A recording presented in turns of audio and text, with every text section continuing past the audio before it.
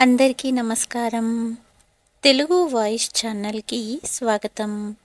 ఈనాటి మన కథ చరిత్ర పునరావృతం. 55 సంవత్సరాల కల్పన ఉదయం నుండి విచారంగా ఉంది. ఆవిడకు ఏ పని చెయ్యాలనిపించట్లేదు. కల్పనను విచారంగా చూస్తూ 80 సంవత్సరాల తండ్రి అడిగాడు, ఏమైంది కల్పన? చాలా విచారంగా కనిపిస్తున్నావు అని అడిగారు. నా కళ్ళ ముందే కొడుకు జీవితం నాశనమవుతుంటే ఒక తల్లి సంతోషంగా ఎలా ఉండగలదు నాన్నా? ఇద్దరినీ సముదాయించాలని చూశాను. భార్యాభర్తలన్న తర్వాత గొడవలు వస్తూనే ఉంటాయి. చిన్న చిన్న గొడవలను లాగకూడదని చాలా నచ్చజెప్పాను. కానీ ఇద్దరూ వినలేదు. రేపు కోర్టులో హియరింగ్ ఉంది. ఇక ఆ తర్వాత ఇద్దరూ శాశ్వతంగా ఒకరి నుండి మరొకరు దూరమైపోతారు. కల్పన మాటకు సమాధానాన్నిస్తూ, చూడు కల్పన, 17 సంవత్సరాల క్రితం నువ్వు నీ భర్త నుండి విడాకులు తీసుకోవాలనుకున్నప్పుడు నేను మీ అమ్మ ఇలాంటి పరిస్థితులనే ఎదుర్కొన్నాము. అప్పుడు మేము కూడా నిన్ను చాలా సందాయించాము. నువ్వు మా మాట విన్నావా? అలాంటి నువ్వు నీ కొడుకు నీ మాట వినాలని ఎలా ఆశపడుతున్నావు? దీనినే చరిత్ర పునరావృతం అంటారు అంటూ కల్పన తండ్రి చెప్పారు. తండ్రి మాటలకు కల్పనకు 2 కళ్ళు చెమ్మగిల్లాయి. కల్పన, ఈ సమయంలో రోహన్కు నీ అవసరం ఉంది. నువ్వెళ్ళు, పని మనిషి వండుతుందిలే, నేను సర్దుకోగలను అన్నారు కల్పన తండ్రి. నిజమే నాన్న, పని మనిషికి అన్నీ వివరించి రేపు ఉదయం నేను హైదరాబాద్ బయలుదేరతాను అన్నది కల్పన. కల్పన భర్త సురేష్ నుండి విడాకులు తీసుకున్నప్పుడు కొడుకు రోహన్కు 10 సంవత్సరాలు. తల్లి తండ్రి విడిపోవటంతో రోహన్ లోపలే బాధపడేవాడు. కోపంతో తల్లితో కాస్త దూరంగా ఉండేవాడు. విడాకుల తర్వాత నుండి కొడుకుతో పాటు కల్పన పుట్టింట్లోనే ఉండేది. చదువు పూర్తయ్యాక రోహన్కు హైదరాబాదులో బ్యాంకులో ఉద్యోగం వచ్చింది. అక్కడే ఇల్లు తీసుకుని సెటిల్ అయ్యాడు. నేటితో కల్పన విడాకులు తీసుకుని 17 సంవత్సరాలయ్యింది. 17 సంవత్సరాల తర్వాత ఇప్పుడు కొడుకు కోడలు విడాకులు తీసుకోవాలనుకుంటున్నారు. మరుసటి ఉదయం కల్పన రోహన్ ఇంటికి చేరుకుంది. రోహన్ తలుపు తెరిచాడు. అప్పుడే లాయర్ నుండి రోహన్కు ఫోన్ వచ్చింది. కంగ్రాచ్యులేషన్స్ రోహన్, ఈరోజు ఖచ్చితంగా విడాకులు మంజూరవుతాయి. మీకు చట్టపరంగా విడాకులు మంజూరైనట్టు డాక్యుమెంట్ కూడా అందుతుంది. ఆ తర్వాత మీరు గీతాగారు మీ బంధం నుండి విముక్తులవుతారు. ఈ మాట వినగానే రోహన్ సరే అంటూ బాధతో ఫోన్ పెట్టేశాడు. అప్పుడే కల్పన రోహన్ భుజంపై చెయ్యి వేసింది. తన బాధను దాచుకోలేకపోయాడు రోహన్. తల్లిని హత్తుకొని వెక్కి వెక్కి ఏడ్చాడు. ఇల్లు వదిలి వెళ్తున్నప్పుడు గీత అన్న మాటలు గుర్తొస్తున్నాయి. మనిద్దరము ఒక నదికి 2 వైపులా ఒడ్డులాంటి వాళ్లము. కలవాలనుకున్నా ఎప్పటికీ కలవలేము. గీత నిజమే చెప్పింది. నదికి 2 వైపులా ఉన్న ఒడ్డు ఎప్పటికీ కలవదు. నేను జీవితాన్ని ప్రతి విషయాన్ని లోతుగా ఆలోచిస్తాను.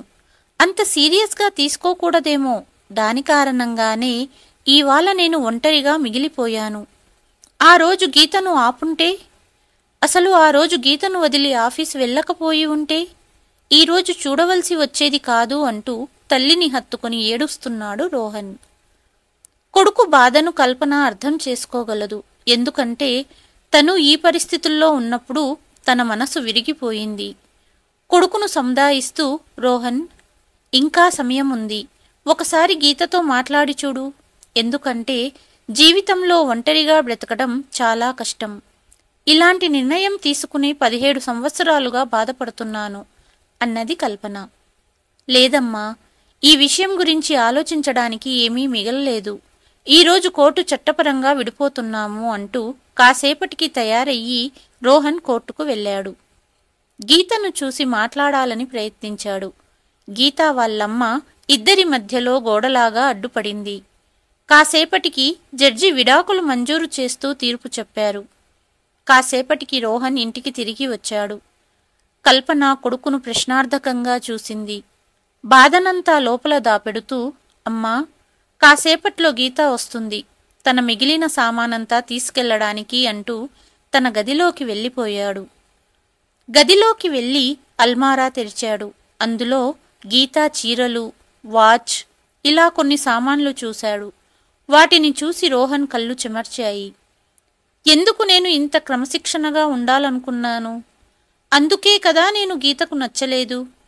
పరిస్థితులకు అనుకూలంగా కాస్త నేను నా పద్ధతి మార్చుకున్నా ఇవాళ నేను గీత కలిసి ఉండేవాళ్ళము. తన సామాను తీసుకోవడానికి వస్తున్న గీత మనసులో కూడా ఎన్నో ప్రశ్నలు. ఎదుటి వ్యక్తి గురించి తెలుసుకునే లోపే నా నుండి దూరమైపోతున్నాడు. ఇద్దరం కలిసి ఉన్నప్పుడు నిన్ను అర్థం చేసుకోలేకపోయాను. అర్థం చేసుకునే లోపే చాలా ఆలస్యమయ్యింది. రోహన్, నువ్వు లేకుండా బ్రతకడం చాలా కష్టం అనుకుంటూ గీత గతాన్ని గుర్తు చేసుకుంది. రోహన్, గీత ఒకే కాలేజీలో చదివేవారు. చాలా బాగా చదివేవాడు Rohan. First year Rohan results చూసి గీత రోహన్తో స్నేహం చేసింది. రోజులు గడుస్తూ ఇద్దరూ ఒకరినొకరు ఇష్టపడ్డారు. కానీ ఇద్దరిలో ఎవరూ తమ మనసులో మాటను బయటపెట్టలేదు. ఆ రోజు కాలేజీ లాస్ట్ డే. గీత రోహన్ వద్దకు వెళ్ళి, రోహన్, మన స్నేహాన్ని ఒక బంధంలోకి మారుద్దామా? జీవితాన్ని నీతో పంచుకోవాలనుకుంటున్నాను అని అడిగింది గీత. వెంటనే గీత చేతిని తన చేతిలోకి తీసుకుని, నువ్వంటే నాకిష్టం గీత, ఇద్దరం పెళ్లి చేసుకుందాము అన్నాడు రోహన్. ఇద్దరూ పెళ్లి చేసుకోవాలనుకున్నారు. కానీ ఇద్దరూ వేరువేరు కులాలకు చెందినవారు. అందుకే ఇద్దరి పెళ్లి జరగడం అంత ఈజీ కాదు. రోహన్ కుటుంబ సభ్యులు ఒప్పుకున్నారు. కానీ గీత తల్లి తండ్రి పెళ్లికి ఒప్పుకోలేదు. కానీ రోహన్ను పెళ్లి చేసుకోకపోతే చావడానికైనా సిద్ధం, కానీ వేరొకరిని పెళ్లి చేసుకోనని గీత స్పష్టం చేయడంతో గీత తల్లి తండ్రి అయిష్టంగానే పెళ్లికి ఒప్పుకున్నారు. ఇరు కుటుంబాలు ఒప్పుకున్న తర్వాత 2 నెలలకు ఇద్దరి పెళ్లి జరిగింది. ఇద్దరూ హైదరాబాద్ వెళ్లారు. మొదటిసారి గీత ఇంట్లో అడుగు పెడుతున్నప్పుడు భార్య అడుగుల గుర్తులను పేపర్ మీద పెట్టించాడు రోహన్. 2 రోజులకు ఆ పేపర్ను ఫ్రేమ్ కట్టించి ఇంట్లో పెట్టాడు. ఎందుకు రోహన్ ఇవన్నీ అనింది గీత. తల్లి తండ్రితో గొడవపడి నాతో జీవించడానికి వచ్చావు. ఇన్ని రోజులు మీ అమ్మా నాన్న నీకిచ్చిన ప్రేమ సంతోషం కంటే ఎక్కువగా నేను నిన్ను ప్రేమగా చూసుకోవాలనుకుంటున్నాను. అందుకే ఇదంతా అన్నాడు రోహన్. మరుసటి రోజు నుండి ఉదయాన్నే లేవడం, ఇంటి పనులన్నీ చేసేసి స్నానం చేసి పూజ చేసి అప్పుడు గీతను నిద్రలేపేవాడు రోహన్. మార్నింగ్ గీత, నీకోసం టీ తెచ్చాను అంటూ భార్యను నిద్రలేపేవాడు. రోహన్, నువ్వు ఆఫీస్ వెళ్ళాక నేను పని చేసుకుంటాను కదా, ఎందుకు ఇంత ఉదయాన్నే చేసేస్తావు అనేది గీత. ఎలాగూ ఎక్సర్సైజ్ చేయడానికి సూర్యోదయం కంటే ముందే నిద్రలేస్తాను. ఎక్సర్సైజ్ తర్వాత ఇంటి పనులు చేయడం అలవాటు గీత. సమయానికి పనులన్నీ చేయడం నాకిష్టం. అయినా ఇందులో నా స్వార్థం ఉంది అన్నాడు రోహన్. నీ స్వార్థమా అన్నది గీత. దినచర్యలో భాగంగా ఇంటి పనుల వలన ఎక్సర్సైజ్ అయిపోతుంది. అలాగే శ్రీమతి గారి పని తగ్గిస్తే నాకే లాభం కదా అన్నాడు రోహన్. ఇదన్నమాట విషయం అంటూ నవ్వింది గీత. గీత, ఈ ఇల్లు మనిద్దరిది కాబట్టి కాస్త పని చేస్తే ఏమవ్వదు అన్నాడు రోహన్. అయినా ఇంటి పని ఆడదే చెయ్యాలి అంటే నేను ఒప్పుకోను. భార్యలను కష్టపెట్టకుండా చూసుకునేవాడే భర్త అన్నాడు రోహన్. రోహన్, సాయంత్రం అమ్మా నాన్న ఇంటికి వస్తున్నారు, త్వరగా ఆఫీసు నుండి వచ్చేయి అన్నది గీత. తప్పకుండా వస్తాను. అలాగే అత్తయ్య మామయ్య కోసం నా చేతులతో వంట చేస్తాను అంటూ ఆఫీస్ వెళ్ళాడు రోహన్. సాయంత్రం గీత అమ్మా నాన్న వచ్చారు. రోహన్ కూడా ఆఫీసు నుండి త్వరగా వచ్చేశాడు. అత్తా మామయ్యల ముందు రోహన్ వంట చేయడం, అలాగే రోహన్ గీతను పని చెయ్యనివ్వకుండా వెళ్ళి మీ అమ్మా నాన్నతో టైం స్పెండ్ చెయ్యి అనడం, ఇవన్నీ చూసిన గీత అమ్మా నాన్న పెళ్లికి ముందు రోహన్ గురించి తప్పుగా అనుకున్నాం, కానీ అల్లుడు గారు అమ్మాయిని బాగా చూసుకుంటున్నారు అనుకున్నారు. రోజులు గడుస్తున్నాయి. ఒకనాడు రోహన్ ఆఫీసు నుండి వచ్చేటప్పటికి హాల్లో గీత మొబైల్ చూస్తూ భర్తను పట్టించుకోలేదు. తన స్నేహితులతో గ్రూప్లో చాట్ చేస్తుంది. ఇంటికి వచ్చిన రోహన్కు మాడుతున్న వాసన వచ్చి వెంటనే కిచెన్లోకి వెళ్లి చూశాడు. స్టవ్ మీద కర్రీ మాడిపోతుంది. స్టవ్ ఆఫ్ చేసి వచ్చిన రోహన్ కోపంగా, గీత, స్టవ్ మీద కర్రీ మాడిపోతుంది, అది పట్టించుకోకుండా ఫోన్ చూస్తున్నావా? ఎన్నిసార్లు చెప్పాను ఇంతగా ఫోన్ చూడొద్దు అని కోపంగా అన్నాడు రోహన్. ఎప్పుడు చూడు ఫోన్ ఫోన్ అంటావు. నేను ఫోన్ చూస్తే నీకెందుకంత ఇబ్బంది? ప్రతిరోజు నా ఫోన్ గురించి నా social site account Insta, Facebook గురించి కామెంట్ చేస్తుంటావు. ప్రపంచాన్ని చూడు ఒకసారి, ఎక్కడి నుండి ఎక్కడి దాకా చేరిపోయిందో. అసలు ప్రపంచంలో ఎప్పుడైనా ఏం జరుగుతుందో తెలుసుకున్నావా? ఈ వయసులో అందరూ వాళ్ళ ఫోటోలు తీసి ఇన్స్టా, ఫేస్బుక్లో పోస్ట్ చేస్తారు. అయినా నీకసలు వాటి గురించే తెలీదు. ఇప్పటికీ బటన్ ఫోనే వాడుతున్నావు. ఒకసారి నువ్వు వేసుకున్న బట్టలు చూడు, బాబాల మాదిరి ఉంటాయి. నీలాగా నన్ను ప్రపంచంతో సంబంధం లేకుండా ఉండమంటే నేను బ్రతకలేను. విసిగిపోయాను ఇలా ఒంటరిగా బ్రతుకుతూ అంటూ మాట్లాడింది గీత. గీత, నా అనుకున్న వాళ్లతో సంబంధాలు పెంచుకుంటే చాలు అనుకుంటాను నేను. ప్రపంచంతో నాకేంటి సంబంధం? అవసరానికి మించి ఏ పని నాకు నచ్చదు. అస్తమాను ప్రపంచం అంటావు. ఏదన్నా అవసరమైనప్పుడు ప్రపంచంలో ఎంతమంది నీకు సహాయానికి వస్తారు అన్నాడు రోహన్. నీకు నాతో, నా ఫోన్తో అంత ఇబ్బందిగా ఉంటే విడాకులు ఇవ్వొచ్చుగా. విసిగిపోయాను నీ పాత పద్ధతులతో అంటూ గదిలోకి వెళ్ళిపోయింది గీత. గీత మాటలకు రోహన్ షాక్ అయ్యి గీతనే చూస్తున్నాడు. కొద్ది రోజులు ఇద్దరి మధ్య మాటలు లేవు. రోజులు గడుస్తున్నాయి. 2 రోజుల్లో రోహన్ గీతల మొదటి పెళ్లిరోజు. గీత, రేపు మన పెళ్లిరోజు అన్నాడు రోహన్ జరిగిన గొడవ మర్చిపోతూ. అవును రోహన్, ఎలా సెలబ్రేట్ చేసుకుందాము అనింది గీత. ఉదయమే తొందరగా నిద్రలేచి రెడీ అయ్యి గుడికి వెళ్దాము. తర్వాత అక్కడ పేద ప్రజలకు ఒక్క పూట భోజనాలు పెడదాము. రోహన్ మాటలు విని గీత ఆశ్చర్యంగా చూస్తూ, ఎప్పటిదాకా రోహన్? ఎన్ని రోజులు? 1 సంవత్సరమయ్యింది మన వివాహమయ్యి. నీ అలవాట్లు ఒక్కటి కూడా మారలేదు. జీవితంలో ఒక ఎక్సైట్మెంట్ లేదు, ఒక ఎంటర్టైన్మెంట్ లేదు. నీ గురించి అమ్మా నాన్న నిజమే చెప్పారు. పెళ్లికి ముందు నువ్వసలు నా టైపు కాదన్నారు. నీకసలు ఎందుకు అర్థం కాదు జీవితంలో మార్పు చాలా అవసరమని? ఇలా ఒంటరిగా గడపటం ఎంత బోరింగ్ ఉంటుందో తెలుసా? జీవితం అంటే అలా ఉండాలి, ఇలా ఉండాలి అని ఎన్ని కలలు కన్నాను. లేట్ నైట్ పార్టీలు, డిన్నర్, బర్త్డేలు, ఇవన్నీ అసలు జీవితంలో ఎప్పుడైనా చూసావా? నీకు తెలుసా, నా స్నేహితురాలు శోభ పెళ్లి మన పెళ్లైన రోజే అయ్యింది. పెళ్ళవ్వగానే హనీమూన్ అని విదేశాలకు తీసుకెళ్లాడు వాళ్ళ ఆయన. ఇండియాలో అయితే ఎన్ని చోట్లకు వెళ్లారో ఇద్దరూ కలిసి. ఎప్పుడూ క్యాండిల్ లైట్ డిన్నర్ అని, బర్త్డే అని ఇలా భర్తతో సెలబ్రేట్ చేసుకున్న ఫొటోస్ ఇన్స్టాలో పోస్ట్ చేస్తుంది తను. అసలు ఎంత సంతోషంగా ఉంటారో వాళ్ళు తెలుసా?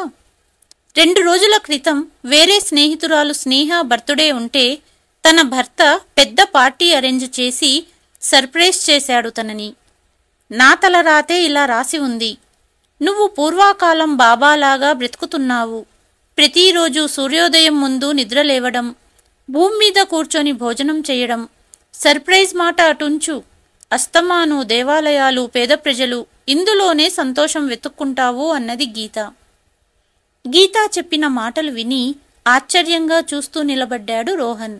మరుసటి రోజు రోహన్ గీత వద్దకు వచ్చి ప్రేమగా సంధాయిస్తూ, గీత, నిన్ను బాధ పెట్టడం నా ఉద్దేశం కాదు. మన ఇద్దరి మధ్య ఈ గొడవలెందుకు? అసలు ఈ మొబైల్ వలన మొదలయ్యింది గొడవ. అవసరమైనప్పుడు సహాయానికి రాని ఫేస్బుక్ పరిచయాలు ఎంకరేజ్ చెయ్యను నేను. దూరం నుండి చూస్తే మనకు వేరే వాళ్ళ జీవితాలు చాలా సంతోషంగా ఉన్నట్టు కనిపిస్తుంది. ప్రతి ఒక్కరూ వాళ్ళు హ్యాపీగా ఉన్నప్పుడే ఫోటోలు పెడతారు. బాధలో లేదా గొడవ పడ్డప్పుడు ఫోటోలు పెట్టరు కదా.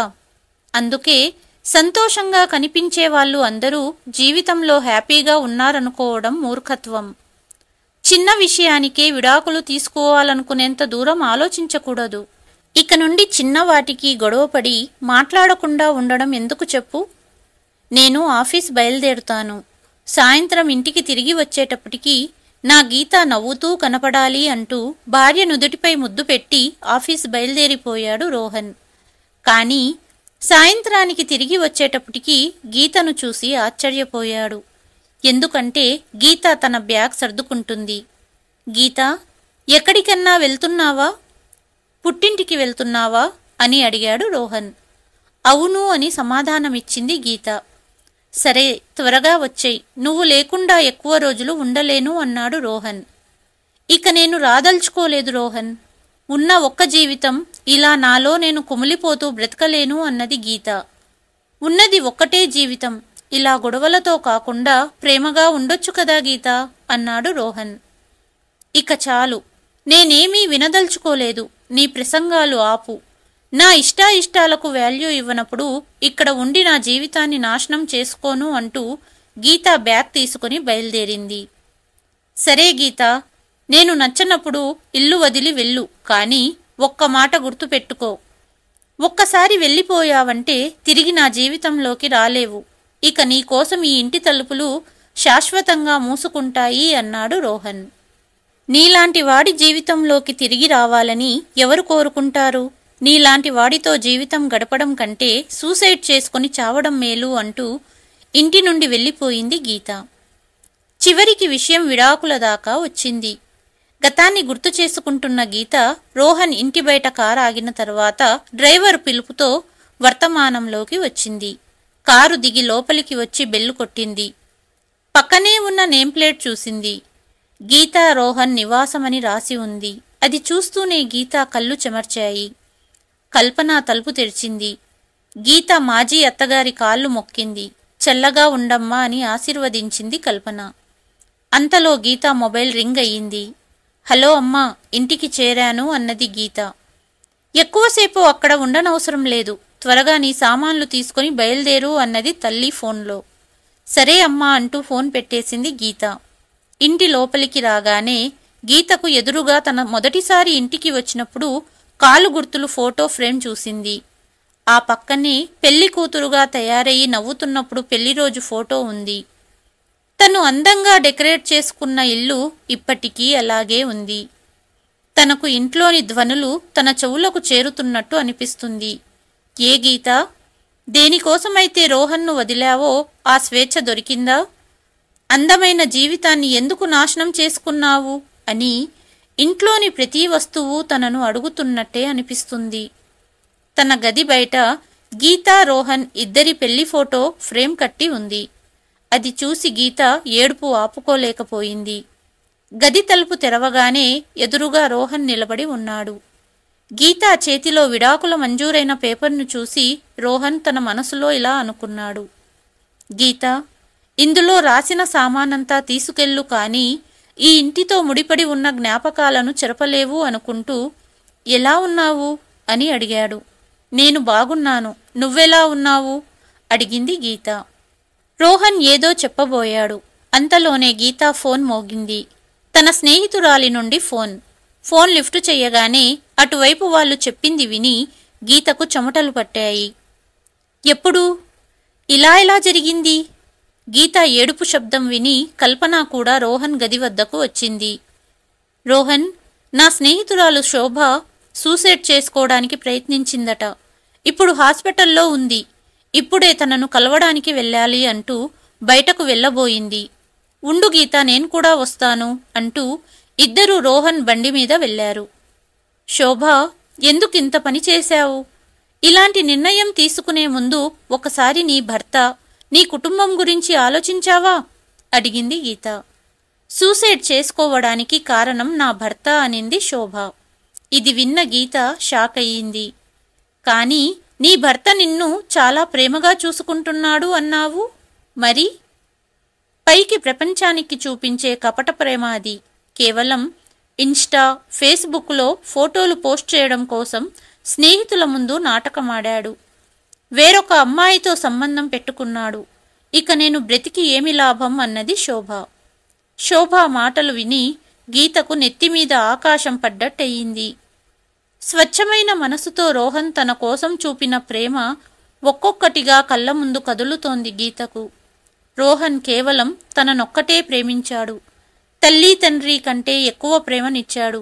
కానీ అనుకుంటూ హాస్పిటల్ బయటికి వచ్చిన గీతను ఎక్కడ దింపమంటావు గీత? సామాను రేపు తీసుకుందువు. నీ మనసు బాగున్నట్టు లేదు. మీ ఇంటికి తీసుకెళ్ళనా అడిగాడు రోహన్. లేదు రోహన్, నీ ఇంటికే వెళ్దాం. ఒకసారి నా ఇంటికి వెళితే ఇక తిరిగి రాలేను అన్నది గీత. దారి వెంట గీత మదిలో ఎన్నో ప్రశ్నలు. రోహన్ నిజం చెప్పేవాడు. ఇన్స్టా, ఫేస్బుక్ లాంటి సోషల్ సైట్లలో అందరూ సంతోషంగా ఫోటోలు పెడతారు, కానీ నిజ జీవితంలో సంతోషమే ముఖ్యం. వాళ్లను చూసుకుని మన జీవితాలను నాశనం చేసుకోకూడదు. దారిలో రెడ్ లైట్ పడడంతో బండి ఆపాడు రోహన్. పక్కనే కొత్తగా పెళ్లైన దంపతుల బండి వచ్చి ఆగింది. ఆ అమ్మాయి అతన్ని గట్టిగా కౌగలించుకొని కూర్చోవడం చూసిన గీత పాత రోజులను గుర్తు చేసుకుంది. మనల్ని ప్రేమగా చూసుకునే వాళ్ళు దొరకడం అదృష్టం అనుకుంది. కాసేపటికి రోహన్ ఇంటికి చేరుకున్నారు ఇద్దరు. నీ సామాన్లు తీసుకో అన్నాడు రోహన్. రోహన్, నీతో మాట్లాడాలి అన్నది గీత. చెప్పు గీత అన్నాడు రోహన్. నువ్వు చెప్పింది నిజం రోహన్. బయటకు కనపడేంత సంతోషంగా నిజ జీవితంలో ఉండరు. నన్ను క్షమించు. నువ్వు చెప్పింది అర్థం చేసుకోలేకపోయాను.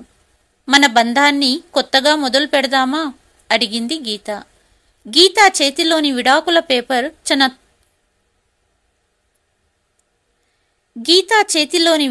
పేపర్ తన చేతిలోకి తీసుకుని ముక్కలు ముక్కలుగా చించేసి పడేశాడు రోహన్. గీతను కౌగలించుకుని ఎప్పటికీ మనము విడిపోము అన్నాడు. కొడుకు కోడలిని చూస్తూ కల్పన కళ్ళల్లో ఆనంద బాష్పాలు కారాయి. తెలుగు వాయిస్ ప్రేక్షకులకు చిన్న విన్నపం. మీరు ఏ ఊరి నుండి నా కథలను ఆదరిస్తున్నారో మీ పేరుతో పాటు మీ ఊరి పేరు కూడా రాయండి. తద్వారా నా కథలని ఎవరు ఆదరిస్తున్నారో తెలుస్తుంది. ఈ కథపై మీ అభిప్రాయాన్ని కామెంట్ రూపంలో తెలియచేయండి. ఈ కథ కనుక మీకు నచ్చితే please like, share and subscribe to Telugu voice. మరుసటి కథతో మళ్ళీ మీ ముందుకు వస్తాను. అంతవరకు సెలవు.